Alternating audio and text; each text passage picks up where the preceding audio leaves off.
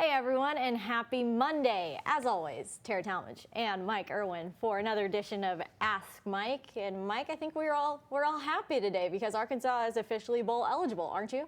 Oh yeah, and they stopped that SEC losing streak. Finally beat an SEC team again, so that's good. Definitely good stuff to talk about coming off of that game for sure. But our first question this week is from Razorback Redneck Mike, who says, I was stressed all week about Mississippi State. I was afraid that we couldn't stop them. The win was huge for us, and I'm really excited. But did we get lucky? Yeah, they got lucky on the kick that was missed because it could have sent the game into overtime, and I didn't feel good about Arkansas's chances in overtime. I felt like the defense was kind of worn out at that point. So missing that kick, you know, a bit of luck. But look, Arkansas deserves some luck. We've talked about all the bad luck they've had over the last 2 years. They've had two games, quite frankly, the Ole Miss game and the Auburn game, where if they got a break or two here or there, they would have won both of those games. So they were due a good break, and they finally got it.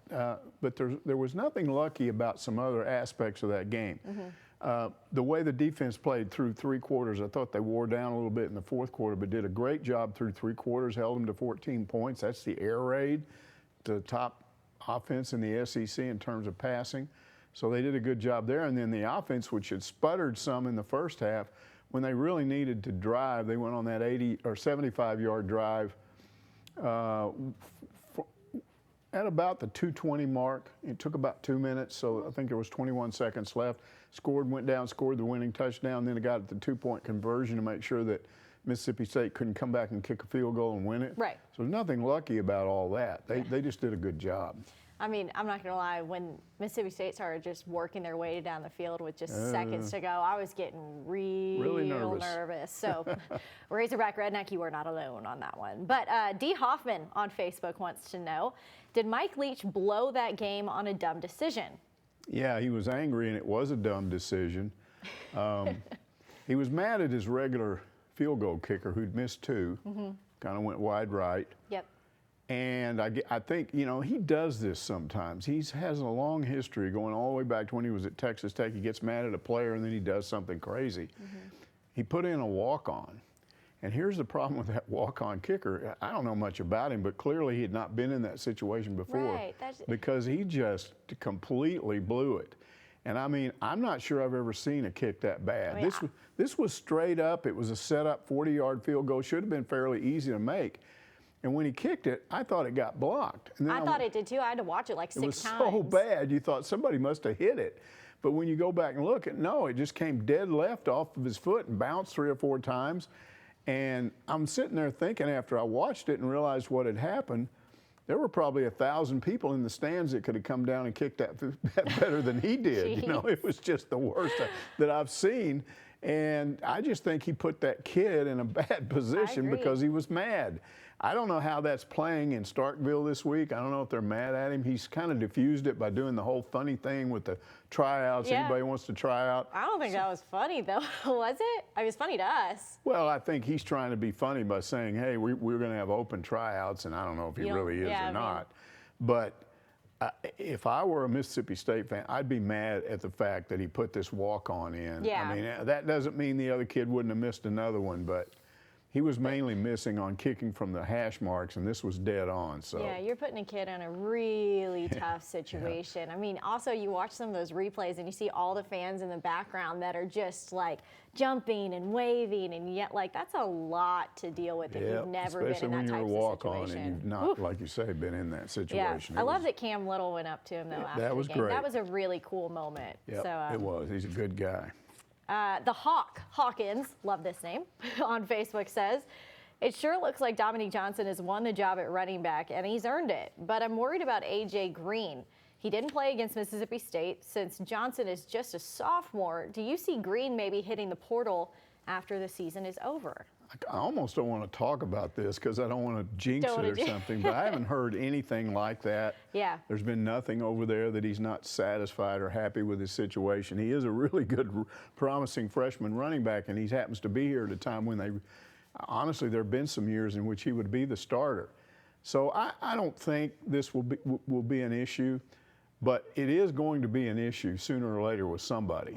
because that is the impact that the one-time transfer with immediate eligibility rule puts you in a position.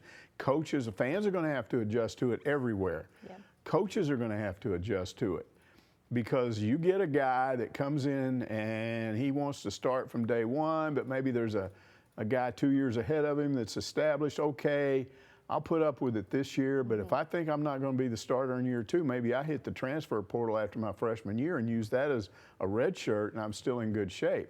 And that could happen at any place, and it will happen. It has happened. I do think Sam Pittman is probably in a better position to deal with that, just because he's got such a great relationship with his players. Yeah. And I think as time goes by, I think what we're going to see is he probably is not going to have as many issues with the portal as maybe some coaches. Yeah. Because that's the other thing about the portal. You get a coach that's kind of, you don't like the guy, you're gone. Yeah, pretty easy to enter the transfer portal off with that one. But yeah, it's kind of a good point, though, because Rocket Sanders is still there, and that he's not going anywhere. So that's an interesting situation. Now I'm going to have to start really watching that. You're going to have to pay attention. Maybe we can ask him at some point. Right. Oh, I don't know. All right. Roland and Rocky wants to know, what do we do about our defense? KJ and the offense are on the right path, but their kicker won the game for us yesterday. Yeah, I think this is a little off track. The defense had some problems in those losses, those SEC. We've talked about it here. Yep. I think it had a lot to do with injuries. Yes. They got those guys back, and I thought, again, I think some people that think the defense didn't play well don't know anything about the air raid, or maybe they haven't been watching Mississippi State lately. True. Because the problems Arkansas had in that game were much fewer overall than what I've seen in some other games. You got to take a look at this. They had those guys shut out in the first half. They got down, they threw a pass, they called pass interference. You go back and look at it, and boom, it's bang, bang. If that hit that caused that fumble is like a click later than that, that's an interception. Yeah. You don't score at all. You shut the air raid out for an entire half. So that kind of got them going, and that was a lucky break on their part. But still, as I mentioned earlier, through 3/4 of that game, they'd held those guys to 14 points. And even when it was over, the 28 points is Mississippi State's season average. So it's not like Arkansas went in there and just laid an egg defensively. No. The only time I really thought they looked bad was on that, what you mentioned, That final drive. the final 21 seconds, when you're kind of giving a little bit because you're hoping they'll burn time off the clock. And they were down in a position to tie that up. They got down to the 35. So, you know, that was the one time I thought they really let up. But overall, I thought the defense played a good job, or did a good job. Here's the problem. The offense was so sputtery in the first quarter and even the first half. They missed a chance to really have a big lead. Because think about it. What did the defense do? Grant Morgan had a pick.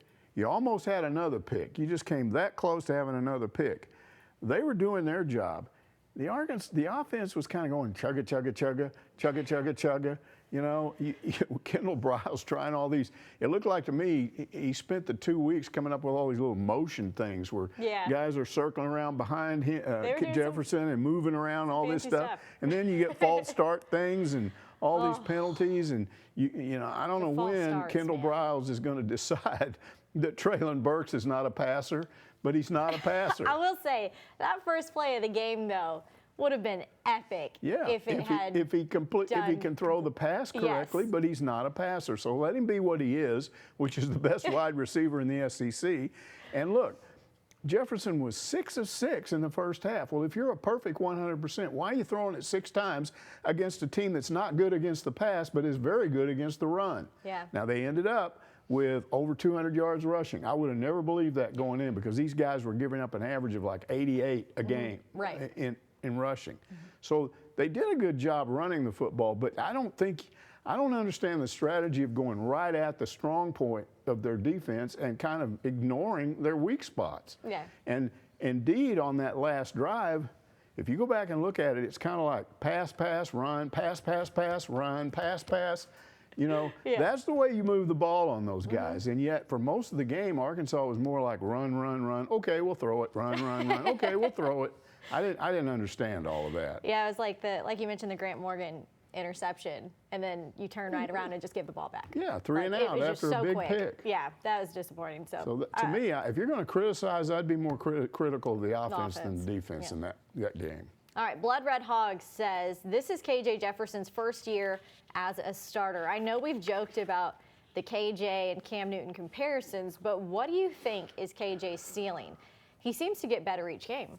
He definitely does. You know, it's hard to judge completely because I think he's hurt right now. They're not talking about it, and it's not something where he can't play, but I think he's got some ankle or leg or knee or something issues there because he just didn't.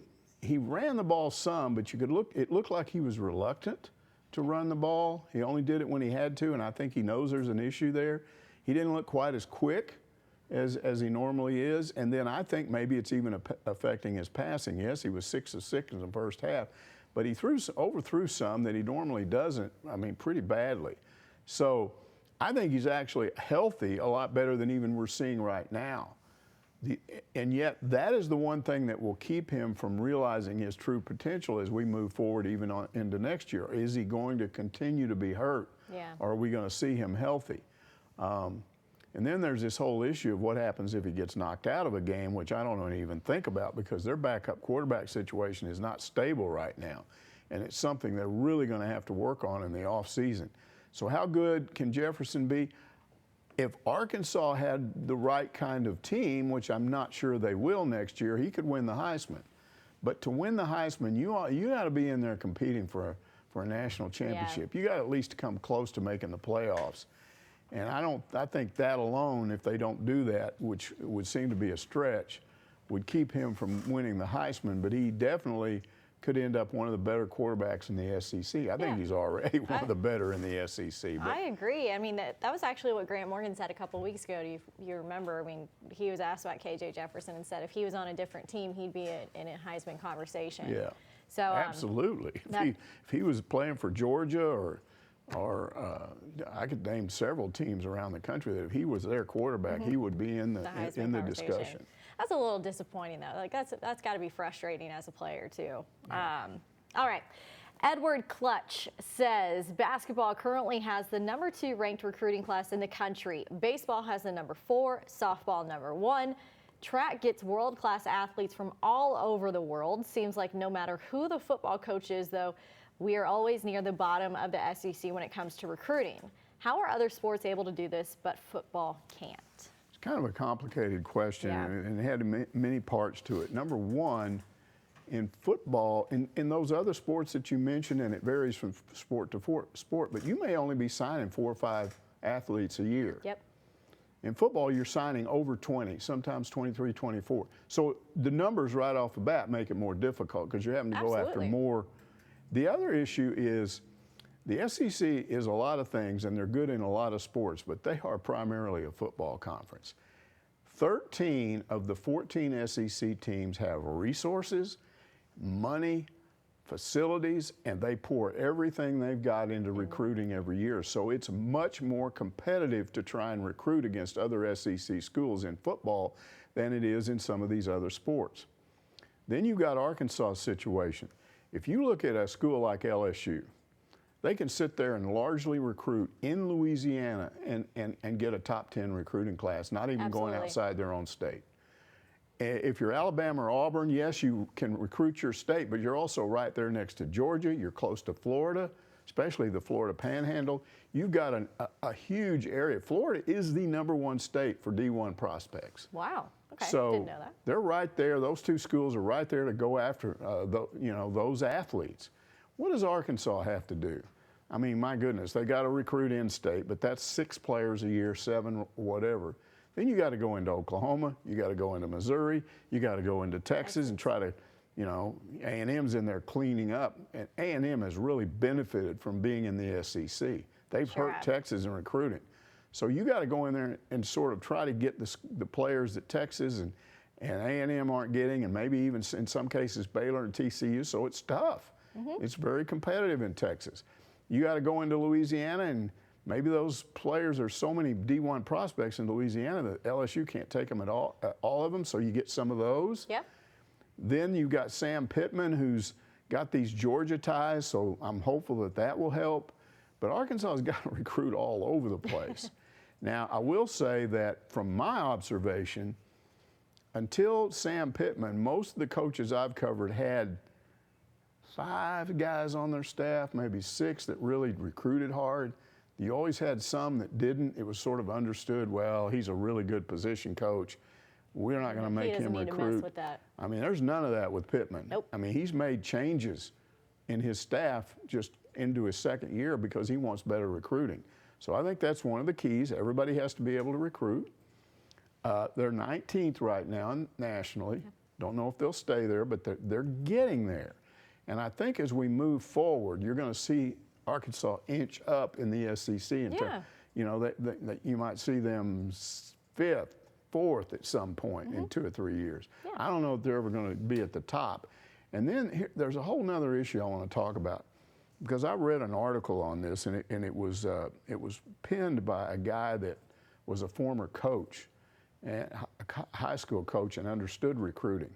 And he said Arkansas athletes get a bad rep. He called Arkansas a flyover state for coaches, high school or college coaches. They just kind of go over it to go to other places. That's interesting. Because there's this idea that, oh, well, you know, number one, if anybody's any good there, they're going to Arkansas. And number two, they don't really they're not really that competitive. And his point was that a kid that is a 3-star in Arkansas might be a 4-star in Texas. They just don't get the same publicity, and the ratings aren't the same. That's a good point. Barry Lonnie Sr. told me about a year ago, that's Barry Lonnie's dad, told me that one of the problems under Chad Morris was they weren't offering enough in-state guys. He said, there's some in-state guys here that are better than you think they are, and you need to make sure you get them. Well, what we're seeing with Pittman is, if he's not sure, they'll do the preferred walk-on thing and watch them. And then if they do develop, then they get a scholarship. But I do think there's a movement by Sam Pittman to make sure, hey, let's don't overlook somebody in state that the other schools are overlooking. Let's make sure we don't overlook them. It's important. So I still think there's room for improvement to recruit in state and not miss out on guys. And we've seen guys that didn't get offered go to other states and then end up, or other schools, and end up being really good players. So all of that figures into this whole recruiting equation. That's a good answer, though. There's a lot to it, for sure. PG Hog 1 asks, have you heard anything about the U of A putting a banner up at Bud Walton Arena for going to the Elite 8 last season? Let me see. I got a quote here somewhere, because I called over and got a quote from someone. I'm not going to say who it was. I don't see. Do you see the quote? Yeah, there it is. I don't know of plans to do so. That was the quote I got. I'm not going to say who told me that, but somebody in a position to know. Now, here's the impression I got. If they are going to put up an Elite 8 banner, why would he tell me so I could announce it when they want it to be a surprise? That's a fair point, yeah. So Tuesday night when they play the first game of the season, maybe that Elite 8 banner, I wouldn't think you would not put it up, right? I mean, I got all these other banners up. Yeah, and it's been a while since they've made it that far. So here's what I'll say. If Tuesday comes and it's not up there, then next week we'll discuss why it's not up there. Yeah. Because knowing Eric Musselman, he wants a banner up there for that Elite 8 last year. I'm looking forward to the warm-ups that they're apparently going to do before the game. Yeah, we've heard about that too. It's going to be interesting. All right, back to football. At Glenwood Ace has our next question and says, the Barry Lunnies UTSA are ranked 15th by the media, 16th by the coaches. How about that? Yeah, that's really cool. You know, Barry Lonnie left here with, he wants to be the head coach at Arkansas someday. What he's got to do is become a head coach somewhere else and be successful first. Well, to do that, then you got to be an offensive coordinator somewhere and be successful. Now, at one point, it looked like Jeff Traylor, the head coach there, who was the running backs coach here under Chad Morris and was one of the few good position coaches Morris had, it looked like he might end up taking the Texas Tech job. I was thinking at the time that could have opened the door up at UT San Antonio for Barry Lunnie to become a head coach, because that's the next step for him. He's got to figure out, he's not got to get a head coaching job somewhere if he wants the job here when Pittman retires. So all of that would take a while, But I wish them every luck, and they're certainly off to a good start. And if they keep winning, that's going to happen one way or another. Jeff Traylor actually just agreed to like a new 10-year contract extension or something with UTSA. So awesome. It's really cool to see those guys doing well. Oklahog says, discuss the crowd. Mississippi State is not in U of A fans' top tier of opponents. It is deer season, and yet we almost sold out Razorback Stadium, and the crowd seem active. Are we seeing a new floor to attendance? You know, initially I was a little disappointed because I thought to myself, come on, people. This game is so important, and you can't sell it out there. I think the crowd was 68,000. Yeah. So that's 6, 7, 8,000 below capacity. If 76 is capacity, and that's what they said after they did the new north end zone thing, and I think if you put it, they have extra seats they can put up in that north end zone. They just haven't had to do it in a long time. So I think technically you might be able to get close to 80,000 in there if you set up a bunch of seats on that upper deck on the south side. So the idea that you're 10,000 below that in a game this big, I was kind of like, what's wrong with Arkansas's fans? Don't they understand how important this game is? But the point, he made the point. Right now, Arkansas fans, and it's not all fans. There's that fringe group that might go to a game, but it's got to be really big, and these are the ones that will give you a sellout. You got to figure out a way to get them there. And they tend to look at the opponent without looking at the game situation itself. So, for instance, if this game had been against LSU under similar circumstances, LSU's coming in, they're playing really well, blah, blah, blah, then I think you might have been close to a sellout. But it's Mississippi State, too many fans are going, oh, come on, it's them, you know. So that probably prevented it from being that way. Now, as this program progresses under Sam Pittman, I do think some of that will kind of go away a little bit. But here's the problem. You have a problem with Central Arkansas and even Eastern Arkansas fans. They don't tend to want to come to Fayetteville on back-to-back weekends. You know, we went last weekend, or they'll sit there and they'll look at the schedule and they've got season tickets and they'll go, wait a minute here. Do we go to this game or this game? And they'll pick one out. Okay. And I've read this on Facebook where they say what they do. They'll pick out the one they want to go to on back-to-back weekends, and then they will give those other tickets to the mailman or their UPS guy or somebody that's a friend. Well, I mean, that's nice. That's just a thing you're dealing with. And then the other issue is, if we're talking about a ceiling for the crowds, it's this non-conference, mid-major non-conference opponent. They can't, you're talking 60,000, something like that, sometimes 58,000 when you get those type teams in there. So do you ever get to a point where you come close to a sellout with those? I'm not sure.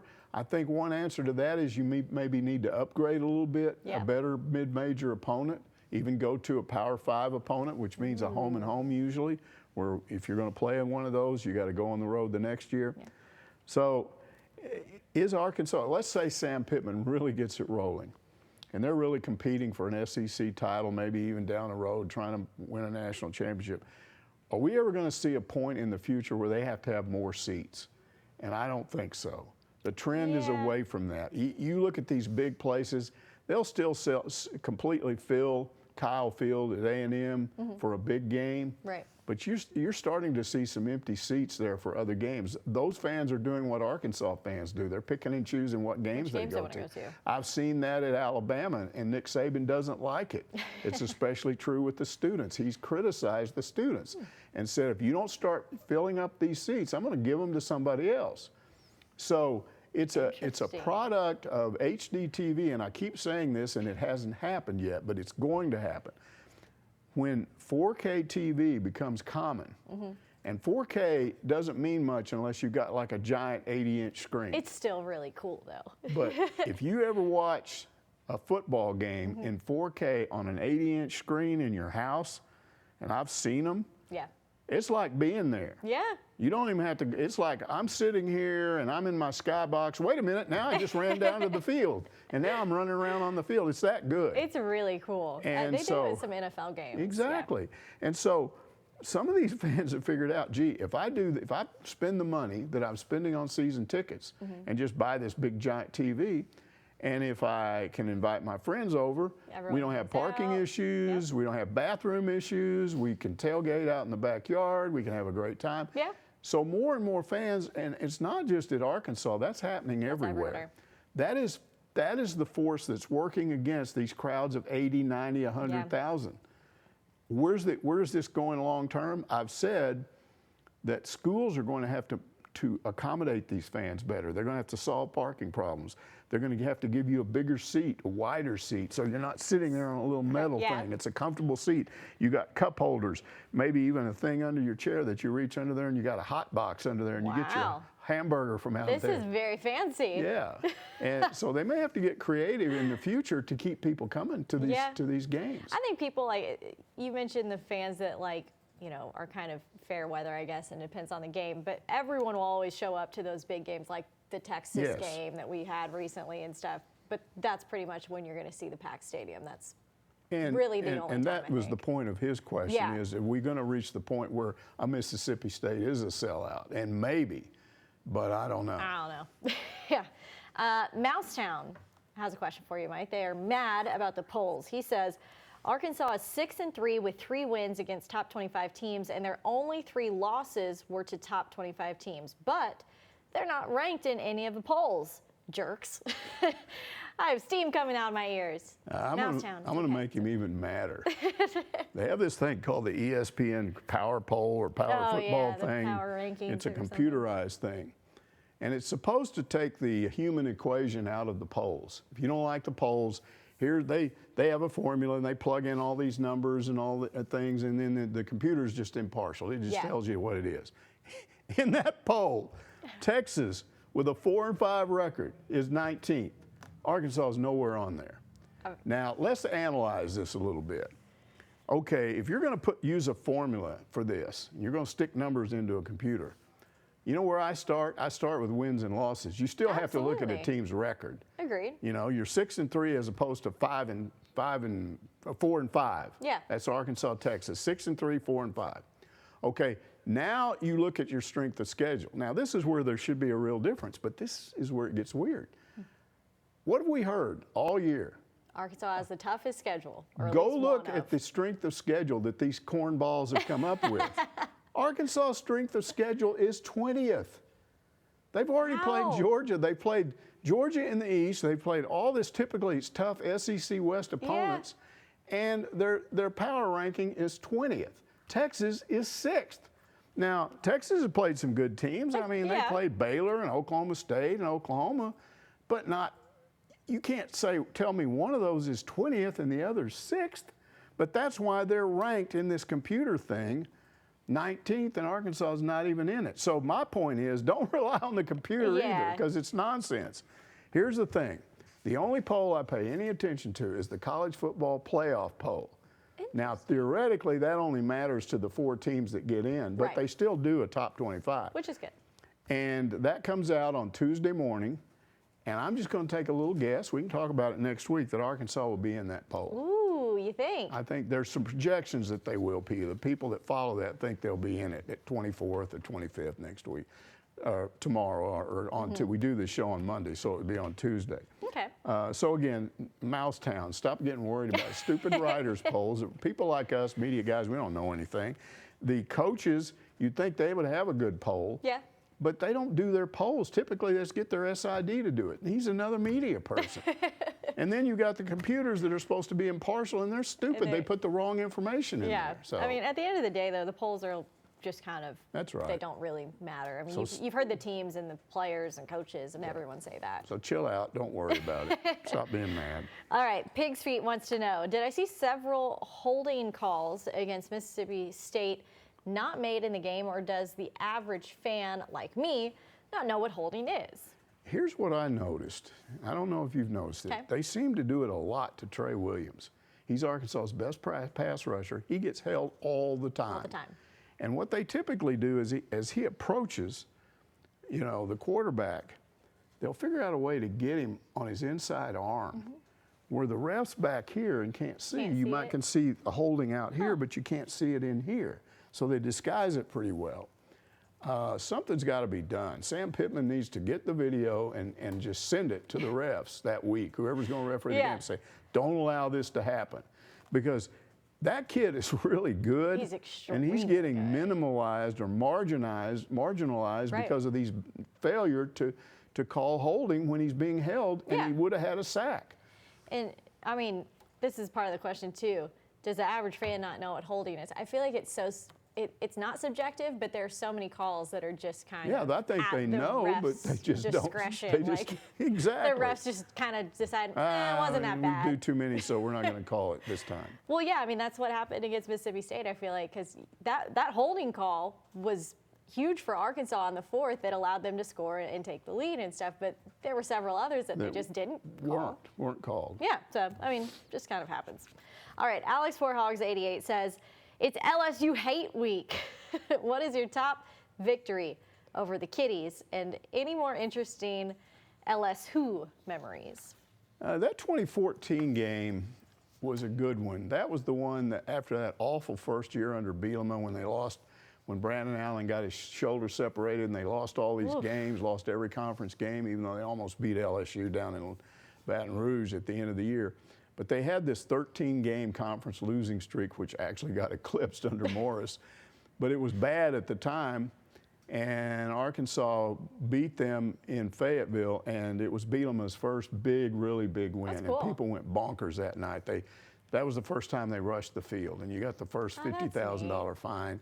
And you had the boot trophy over there on LSU's side, and they'd had the thing for a long time. And the players just ran over there and grabbed the boot, and they were running around holding it and going crazy. So that was a fun night. It was a fun night at the time because Bielema was trying to build his program. It looked like, hey, maybe this will make it happen. We know it didn't. But I still say the best LSU game was the 2010 game in Little Rock. That was under Petrino, and Ryan Mallett threw a pass on the last play of the first half to Colby Hamilton. It turned out to be an 80-yard touchdown pass. And it broke a 14-14 tie, and Arkansas went on and beat LSU, and that sent them to the Sugar Bowl. Was a huge win. Yeah. But it's memorable to me for another reason. That's the last time, in my opinion, that War Memorial was really what it was like for most of the time when I first got here. When all the way through the late 70s, mid to late 70s, 80s, even into the 90s, there was just no question. You wanted the better games to be played in Little Rock because Fayetteville didn't hold 75,000 like it does now. And it was like 50,000, and the crowd wasn't that good. You had a lot of politically correct people that went, oh, don't boo, don't, and don't stand up, you're blocking my view. They were crazy in Little Rock. Those guys would go out on the golf course and just get plastered, and they'd go crazy. And there's no question it was a really tough place to play, and it was a wonderful place to cover a football game. That's the last time you really had one of those atmospheres. That was right about the time they cut back the number of games, and then they stopped playing teams like LSU there. Yeah. And it's not the fault of the fans down there. They don't get good games anymore. I'd love to see War Memorial like that again. Oh, it was because I've never seen it like that, and it's just looking at some of the old video of those games. That game in really particular, cool. People were just going nuts. All right, we've got one more for you, Mike. T.L. Slayton says, a buddy told me that Pittman did some crazy things with a bowling ball after the game on Saturday in honor of the team becoming bowl eligible. I don't have a question. I just wanted to say that our coach is the best. I love that. That was a lot of fun, and we're going to show that. Yes. Just so everybody will know what it was like. And this kind of shows how creative Sam Pittman is. So let's take a look at what happened in the locker room after they became bowl eligible. You beat a good-ass football team tonight. You beat them. There wasn't nobody giving you nothing. You beat them. And that's a hell of a win. A hell of a win. Now, we're making this run. Y'all's making it look good. We went on a run against Pine Bluff. Check. Here we go. This game was the first of the B's, wasn't it?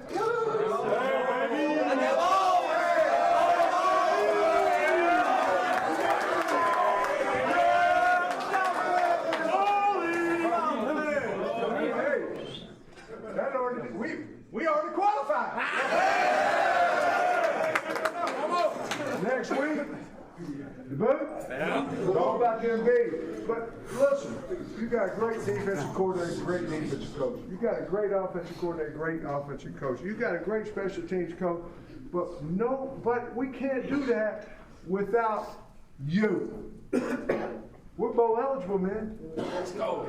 We're going to a bowl. Yeah. We're going to a bowl. So let's stand up. Hey, we're going to turn that damn jukebox. I can't say it without turning it on, but we're going to call the Hogs. But I'm going to introduce you to Larry. Larry. Somebody bring Larry in.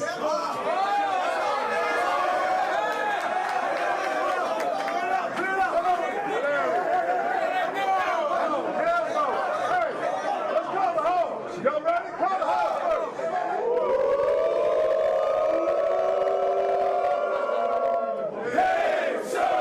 Let's do it again.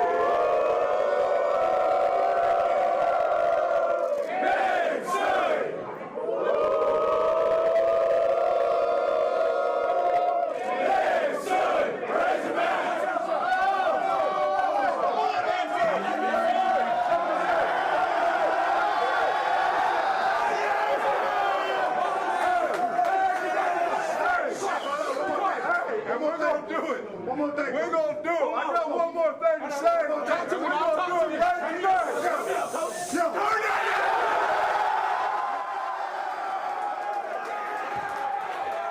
I love how everyone waits just so eagerly for him to say, turn that jukebox on. It's the best part of the whole thing. That's right. And Larry, of course. I'm not sure I've ever thought about a Woo Pig Suey with a bowling ball. Right. It's interesting, There's a first for everything with Sam Pittman. Hey, Larry has his own Twitter page now, too, by the way, if you want to check it out. Larry the Bowling Ball. All right. That's going to do it for Ask Mike this week. For Mike Irwin, I'm Tara Talmadge. Everyone, thanks so much for watching. We'll see you back here next Monday.